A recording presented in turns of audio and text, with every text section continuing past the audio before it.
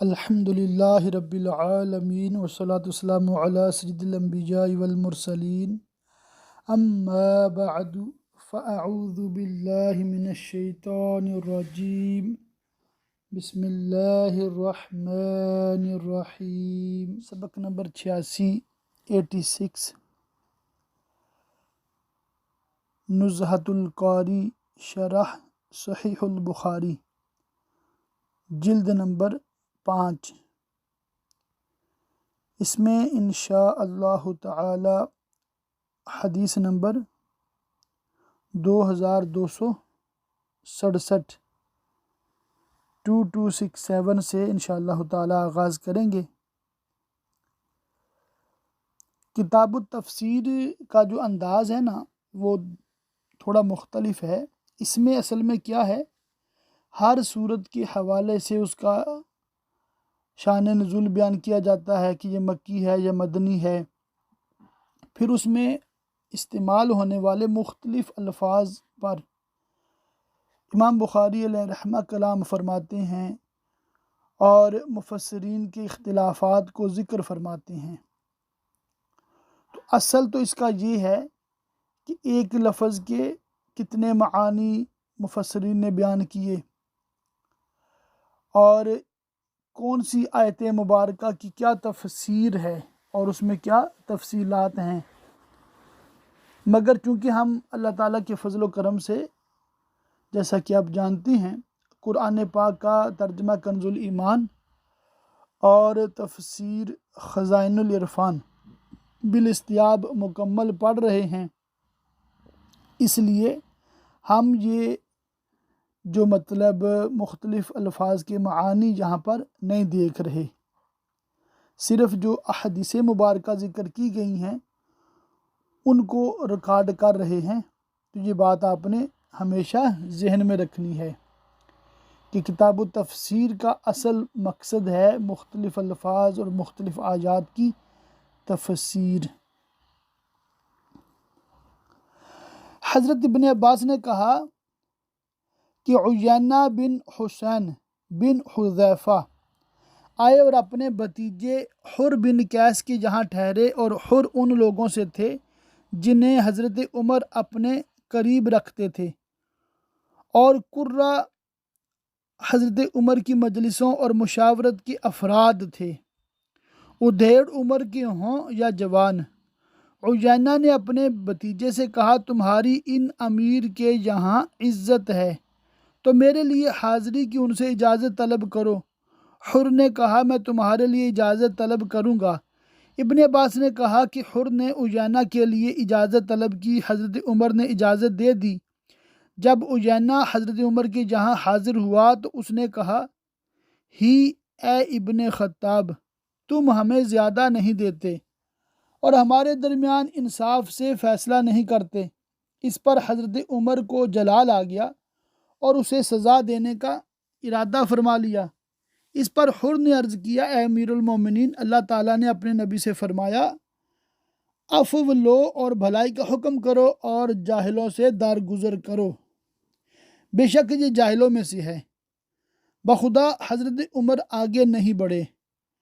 جب حر نے یہ آیت تلاوت کی اور حضرت عمر کتاب اللہ کے ارشاد پر بہت زیادہ ثابت قدم تھے۔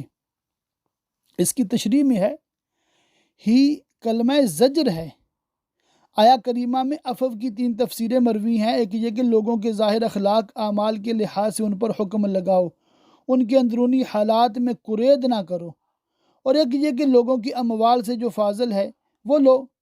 اس تقدیر پر یہ آیت زکوٰۃ سے منسوخ ہے۔ تیسری یہ کہ مشرکین سے درگزر کرو، یہ آیت قتال سے منسوخ ہے۔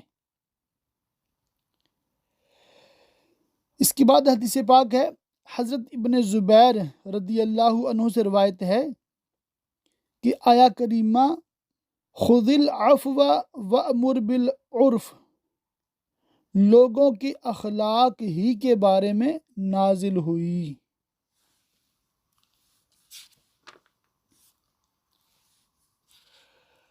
اس کے بعد ایک روایت ہے، حضرت ابن عباس سے روایت ہے کہ آیا کریمہ ان شر الدواب سے مراد بنی عبدالدار کے کچھ لوگ ہیں۔ یہ بات سمجھنے والی ہے، اس کی تشریح سماعت کیجیے۔ بنی عبدالدار قریش کی ایک شاخ ہے۔ حضور اقدس صلی اللہ تعالی علیہ وسلم کے جد اعلیٰ عبد مناف کے بڑے بھائی کا نام عبدالدار ہے۔ ان کے والد قسی نے حرم محترم کے تمام مناصب عبدالدار کو دے دیے تھے، مگر عبدالدار اور ان کی اولاد نے اپنی نااہلی کی بدولت کوتاہیاں کی، جس پر ہاشم نے ان سے افادہ اور سقایا کا عہدہ کیا۔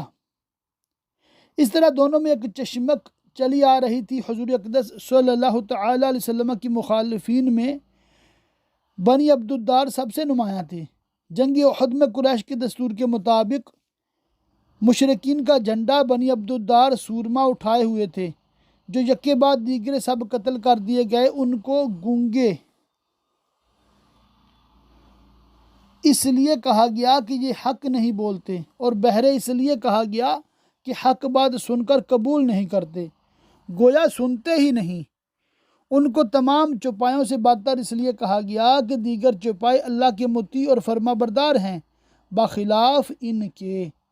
یہ آیت اگرچہ عبدالدار کے بارے میں نازل ہوئی، مگر ہر کافر مشرک کو عام ہے۔ تو قرآن پاک کی بعض آیات خاص کسی فرد کے لیے ہوتی ہیں اور بعض عام ہوتی ہیں کہ جو بھی اس قسم کا بندہ ہو اس کے بارے میں وہی حکم لگتا ہے۔ حدیث 2273 ہے، حضرت ابن عباس رضی اللہ تعالیٰ عنہما نے کہا، جب یہ آیت کریمہ نازل ہوئی، اگر تم میں سے 20 صبر کرنے والے ہوں تو 200 پر غالب ہوں گے، تو یہ بات مسلمانوں پر شائع ہوئی جب ان پر یہ فرض کیا گیا کہ ایک دو کے مقابلے سے نہ بھاگے۔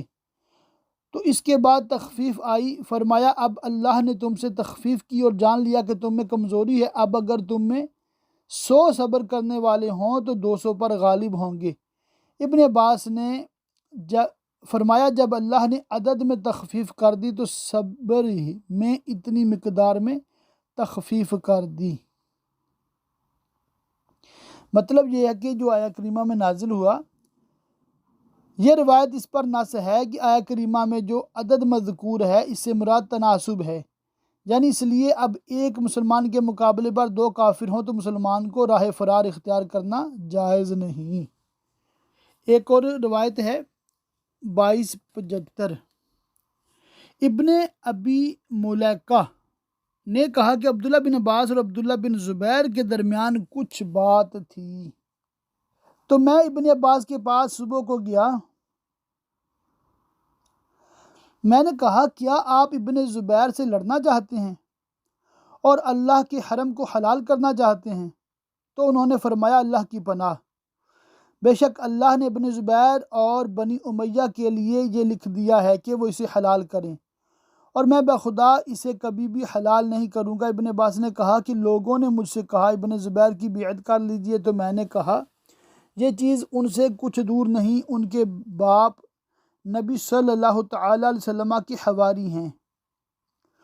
ان کی مراد تھی زبیر رضی اللہ عنہ، اور ان کے نانا غار میں رسول اللہ کے ساتھی ہیں، اس سے مراد حضرت ابو بکر تھے، اور ان کی ماں ذات النطاق ہیں، اس سے مراد اسماء ہیں، اور ان کی خالہ ام المومنین ہیں، ان کی مراد عائشہ رضی اللہ عنہا تھیں، اور ان کی پھوپھی نبی صلی اللہ علیہ وسلم کی زوجہ ہیں، اس سے مراد ام المومنین حضرت خدیجہ ہیں۔ نبی صلی اللہ تعالی علیہ وسلم کی پھوپھی ان کی دادی ہیں، اس سے مراد حضرت صفیہ تھیں۔ ان سب کے باوجود اسلام میں پاک دامن ہیں، قرآن کی تلاوت کرنے والے ہیں۔ بخدا اگر وہ لوگ یعنی بنی امیہ میرے ساتھ صلہ رحمی کریں گے تو قریبی رشتہ دار کے ساتھ صلہ رحمی کریں گے، لیکن ابن زبیر طویتات اور اسامات اور حمیدات کو ہم پر ترجیح دی ہے۔ اس سے مراد ان کی بنی اسد کے بطن تھے، یعنی بنی طویت، بنی اسامہ اور بنی اسد۔ بے شک ابن ابی العاص پیش قدمی کرتے ہوئے نکلا ہے، یہ عبد الملک بن مروان ہے، اور ابن ابی زبیر نے اپنی دم موڑ لی ہے۔ اچھا، اس کی تشریح سننے والی ہے، ایک مطلب بہت اہم ایک گفتگو ہے، اس کو آپ ضرور سماعت فرمائیں۔ وَقَانَ بَيْنَهُمَا شَيْءٌ، یعنی حضرت ابن عباس اور حضرت ابن زبیر میں کچھ بات ہو گئی تھی۔ اس کی تفصیل یہ ہے کہ حضرت امیر معاویہ رضی اللہ تعالیٰ عنہ کے انتقال کے بعد، اچھا آج 22 رجب المرجب ہے، حسن اتفاق دیکھیں یو کے میں اللہ تعالیٰ کے فضل سے آج یوم عرس ہے ایک عظیم صحابی حضرت سیدنا امیر معاویہ رضی اللہ تعالیٰ عنہ کا، اور غالباً پاکستان انڈیا میں بھی یہی تاریخ ہے۔ تو آج ان کے وصال کے حوالے سے ہی جو بخاری شریف میں روایت ہے وہ ہمیں پڑھنے سننے کی سعادت مل رہی ہے۔ اللہ اللہ۔ اس کی تفصیل یہ ہے کہ حضرت امیر معاویہ رضی اللہ تعالیٰ عنہ کے انتقال کے بعد حضرت عبداللہ بن زبیر رضی اللہ تعالیٰ عنہما نے مکہ معظمہ میں اپنی خلافت کی بیعت لی۔ حضرت عبداللہ بن عباس رضی اللہ عنہ اور محمد بن حنفیہ ان دنوں مکہ معظمہ میں ہی تھے۔ حضرت ابن زبیر رضی اللہ تعالیٰ عنہ نے ان دونوں سے بیعت کے لیے کہا، ان دونوں نے انکار کیا اور یہ کہا ہم اس وقت تک کسی کی بیعت نہیں کریں گے جب تک کہ سب لوگ اب ایک خلیفہ پر اتفاق نہ کر لیں۔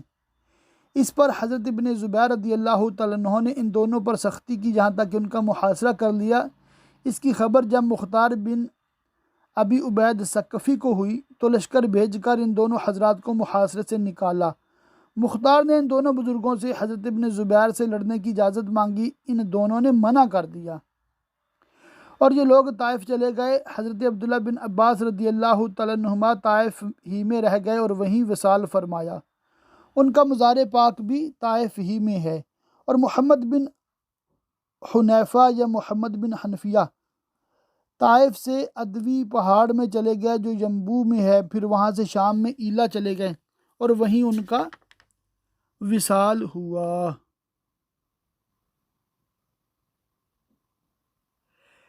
تو بیسک اس کا جو خلاصہ ہے اس ساری بات کا وہ یہ ہے کہ حضرت سیدنا عبداللہ بن عباس اور سیدنا محمد بن حنفیہ یہ دونوں بزرگ انتظار فرما رہے تھے اس بات کا۔ حضرت عبداللہ بن عباس رضی اللہ تعالیٰ عنہ انتظار فرما رہے تھے کہ سارے مسلمان ایک شخص کو خلیفہ نامزد کریں تو پھر سارے انہی کی بیعت کریں، مگر معاملہ یہ ہوا کہ بنی امیہ جو شام میں تھے انہوں نے یزید کی بیعت کر لی، ٹھیک ہے، شام والوں نے۔ اب وہاں سے لوگ آ رہے تھے مدینہ کی طرف، مکہ کی طرف کہ ان لوگوں سے بھی یزید کی بیعت لی جائے۔ تو سیدنا عبداللہ بن زبیر رضی اللہ تعالیٰ عنہ جن کے یہ فضائل ذکر کیے اس حدیث پاک میں کتنی شان والے تھے، انہوں نے مطلب یہ کیا کہ یزید کی بیعت نہیں کی بلکہ اس کے مقابلے میں اپنی بیعت لینی شروع کر دی۔ تو اس پر مطلب یہ معاملہ جو اس حدیث پاک میں اور شرح میں آپ کو میں نے بتایا یہ پیش آیا۔ تو یہ بزرگوں کا آپسی اختلاف تو تھا، مگر یہاں پر میرا مقصود اس حدیث پاک میں سیدنا عبداللہ بن زبیر رضی اللہ تعالیٰ عنہ کا ذکر خیر تھا کہ وہ حضرت خدیجہ الکبریٰ کے بھتیجے کے بیٹے تھے۔ سیدنا زبیر بن عوام جو تھے وہ حضرت خدیجہ کے مطلب سگے بھتیجے تھے، بھائی کے بیٹے، اور سیدنا عبداللہ بن زبیر بھتیجے کے بیٹے تھے، اور ان کی جو مطلب دادی ہیں وہ نبی کریم صلی اللہ علیہ وسلم کی سگی پھوپھی ہیں حضرت صفیہ رضی اللہ تعالیٰ عنہ۔ تو یہ بڑی شانوں کے مالک تھے، انہوں نے یزید کا بڑا ڈٹ کے مقابلہ کیا پورے دور یزیدیت میں، جب تک وہ زندہ رہا انہوں نے اس کی بیعت نہیں کی، بلکہ یزید کے دور میں بھی مکہ پاک میں انہی کی حکومت اور خلافت رہی ہے۔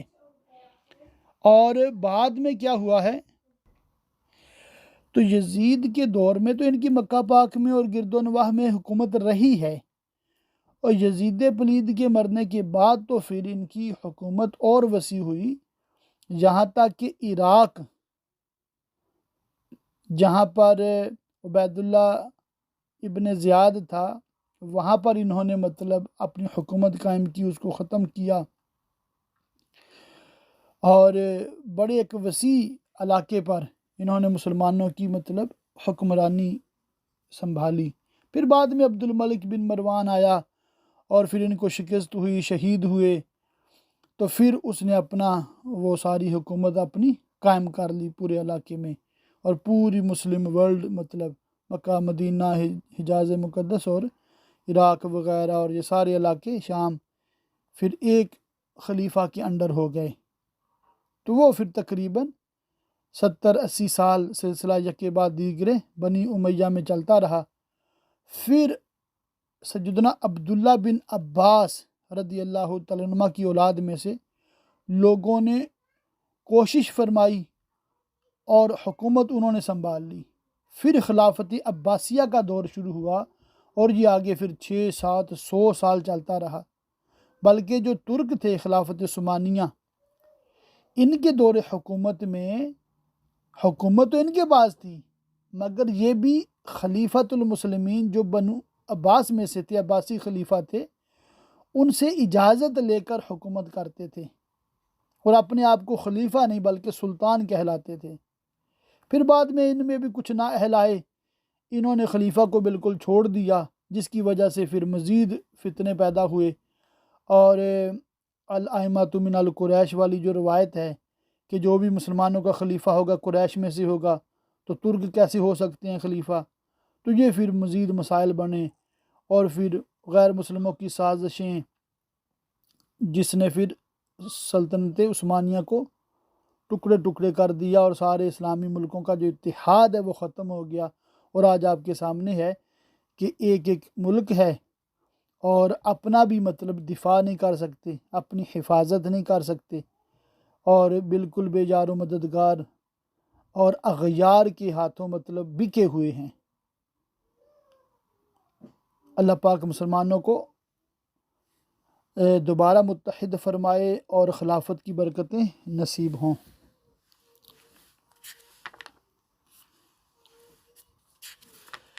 اس کے بعد ایک روایت ہے،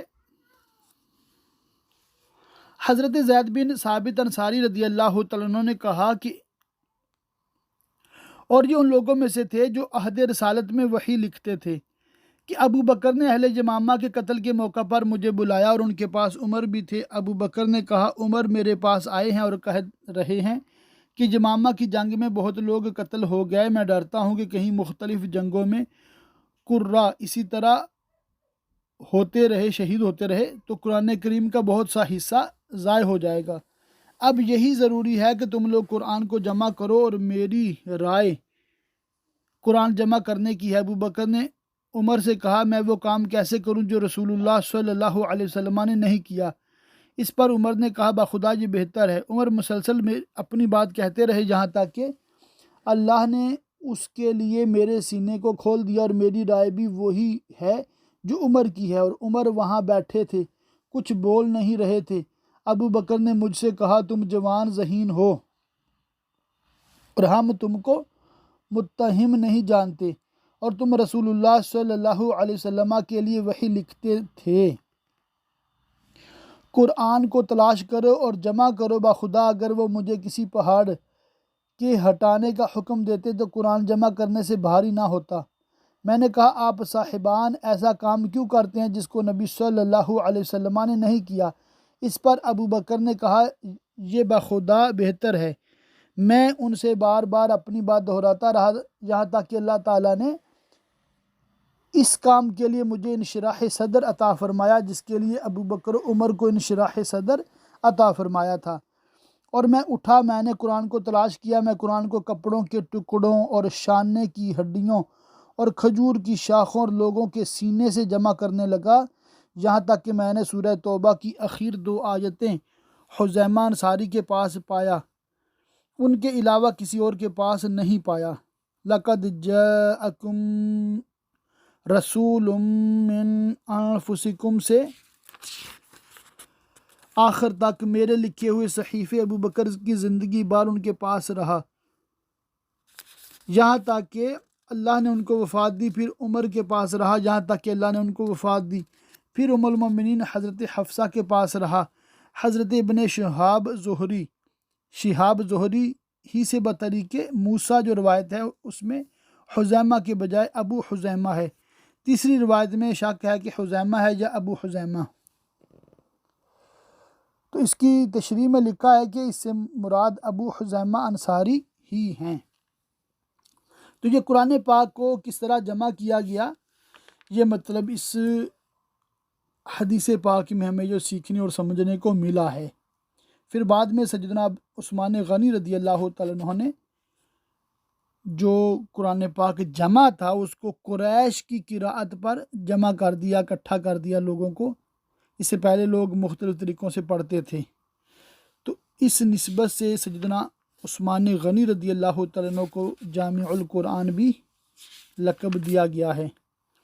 اور حقیقتاً جو قرآن پاک کی جمع کرنے کا معاملہ ہے، سیدنا عمر فاروق اعظم رضی اللہ تعالیٰ عنہ کے مشورے پر حضرت سیدنا ابو بکر صدیق رضی اللہ تعالیٰ عنہ نے یہ اعزاز اور شرف حاصل کیا۔ بہت ساری حدیثیں اور بہت ساری مطلب تفسیر کی باتیں میں ریکارڈ میں نہیں لا رہا، ابھی جو میرے پاس مطلب کتاب ہے یہ کمپیوٹرائزڈ نہیں ہے، جو آپ کے پاس پی ڈی ایف ہے یہ کمپیوٹرائزڈ ہے، اس لیے صفحات کا تھوڑا مطلب آگے پیچھے ہیں، حدیثیں بھی مطلب نمبر بھی تھوڑے مختلف ہیں۔ تو میرے پاس جو نمبر ہے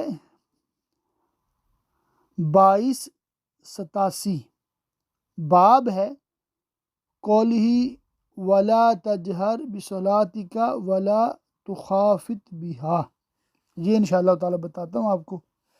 حضرت عبداللہ بن عباس رضی اللہ تعالیٰ عنہ سے روایت ہے اللہ تعالیٰ کی اس ارشاد کے بارے میں، وَلَا تَجْهَرْ بِصَلَاتِكَ، یہ اس وقت نازل ہوئی کہ رسول اللہ صلی اللہ علیہ وسلم مکہ میں پوشیدہ تھے، جب اپنے صحابہ کو نماز پڑھاتے تو قرآن پڑھنے کے وقت آواز کو بلند کرتے، مشرکین سنتے تو قرآن کو اور نازل کرنے والے کو اور لانے والے کو برا کہتے۔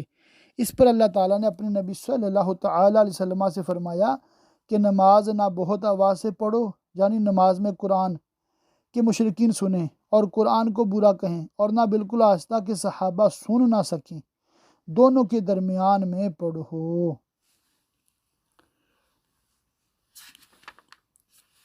تو پھر اس کے بارے میں مطلب ایک اور حدیث بھی ہے، کچھ روایتیں بھی ہیں۔ تو اس طرح مطلب علمی اختلاف جو ہے روایات کا یہ مطلب بزرگوں میں چلا آتا ہے۔ ایک اور حدیث پاک ہے، مصعب بن سعد نے کہا میں نے اپنے والد سعد بن وقاص رضی اللہ تعالیٰ عنہ سے پوچھا وہ کون لوگ ہیں جن کا تذکرہ اس آیت میں ہے، کیا یہ حروریہ ہیں یعنی خارجی؟ فرمایا نہیں، یہ یہود و نصارہ ہیں۔ یہود نے محمد صلی اللہ تعالی علیہ وآلہ وسلم کو جھٹلایا اور نصارہ نے جنت کا انکار کیا اور کہا جنت میں کھانا پینا نہیں۔ حروریہ وہ لوگ ہیں جو اللہ عز و جل کے عہد کو پختہ اقرار کے بعد توڑتے ہیں۔ حضرت سعد بن وقاص رضی اللہ تعالیٰ عنہ خارجیوں کو فاسق کہتے تھے۔ اچھا جی، کون سی آیت مبارکہ کے بارے میں بات ہو رہی ہے؟ اس حدیث سے پہلے جو باب باندھا امام بخاری نے، قولہ قل حل ننبئکم بالاخسرین اعمالا، اللہ تعالیٰ کی اس ارشاد کی تفسیر تم فرماؤ کیا ہم تمہیں بتا دیں کہ سب سے بڑھ کر ناقص عمل کن کے ہیں۔ ایک حدیث پاک ہے 2294، حضرت انس بن مالک نے حدیث بیان کی کہ ایک شخص نے عرض کیا اے اللہ کے نبی، کافر قیامت کے دن منہ کے بل چلایا جائے گا۔ فرمایا کیا جس ذات نے اس کو دنیا میں 2 پاؤں پر چلایا وہ اس پر قادر نہیں کہ قیامت کے دن اس کو منہ کے بل چلائے؟ قتادہ نے کہا ہاں ضرور، ہمارے رب کی عزت کی قسم، یعنی وہ ضرور اس پر قادر ہے۔ تو یہ بھی اصل میں قرآن پاک کی ایک آیت کی حصہ تھا، اس کی مطلب صحابہ کرام نے نبی کریم صلی اللہ علیہ وسلم کی بارگاہ میں عرض کی تو آپ نے اس کی تفسیر ارشاد فرمائی۔ تو طریقہ یہی ہے کہ قرآن پاک کو سمجھنے کے لیے حدیث پاک انتہائی ضروری ہے۔ پھر احادیث مبارکہ کو سمجھنے کے لیے جو فقہاء صحابہ تھے ان کے ارشادات بہت ضروری ہیں، اور جو فقہاء کرام لکھ گئے ہیں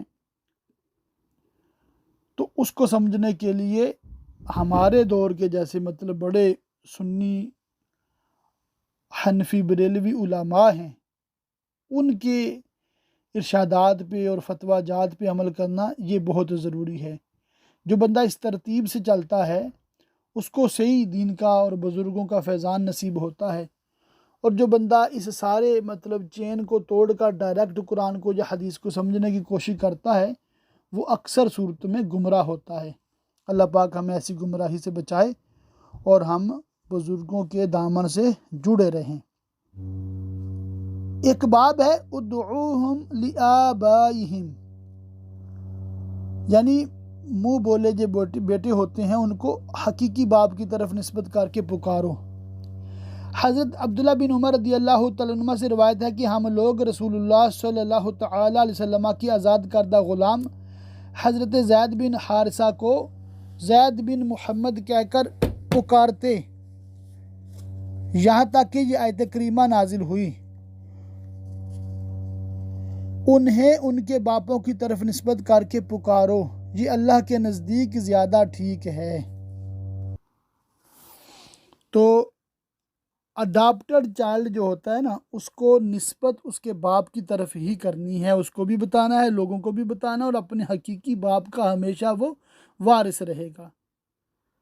کوئی بھی اس کو اڈاپٹ کرنا چاہتا ہے، گود لینا چاہتا ہے، یہ جائز ہے، مگر اس کے باوجود اصل جو اس کے ماں باپ ہیں اپنے بچے کی دیکھ بھال کا ذمہ ان پہ رہے گا، کہ جس نے گود لیا ہے اگر اس کی اچھی دیکھ بھال کر رہے ہیں وہ لوگ بہت اچھی بات ہے، اگر اس میں کوئی کمی کوتاہی ہے تو اپنا بچہ وہ واپس لے سکتے ہیں۔